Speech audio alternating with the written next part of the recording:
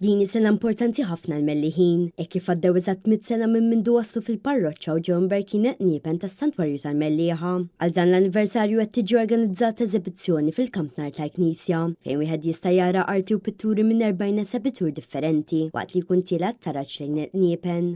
Is-sagristan tal-parroċċa tal-Mellieħa, Christopher Bartolo, spjega ma' Net News se jsir bħala parti minn din il-wirja. Għal din l-okkażjoni ħdimna sabiex tiġi mfakra kemm qudiesa ta' ringrazzjament nhar is-Sibt li ġej 22 ta' Marzu fis-6:30 bil-partiċipazzjoni tal-korrijiet kollha tal-parroċċa, imbagħad importanti li ser nagħmlu wirja fil-Kamp Nar.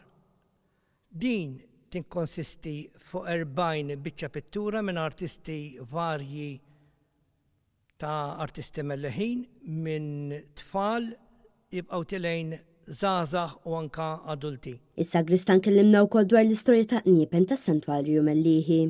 Fuq dan il-bord jinsabu 6 ritratti moħuda dakinhar ta' meta ġew il-qniepel u ġew imbierka. Dan ir-ritratt juri l-Isqof Mawru Karwana li mexxa ċ-ċerimonja ta' tberik tal-qniepel. U dan huwa il-kappellan Carlo Cortis illi ħadem kemm felaħ mal-komunità Mellieħa ta' dak iż-żmien biex jinġabru il-fondi kollha għall-qniepel. Is-Sibt 22 ta' Marzu bejn it-8 ta' filgħodu u 6 ta' filgħaxija u l-ħadd 23 ta' Marzu bejn id-9 ta' filgħodu u 6 ta' filgħaxija se ssir Open Day sabiex wieħed ikun jista' jżur l-eżibizzjoni u jara l-qniepen tal-parroċċa. Se tiġi organizzata wkoll qudiesa ta' ringrazzjament is-Sibt fis-6:30 ta' filgħaxija.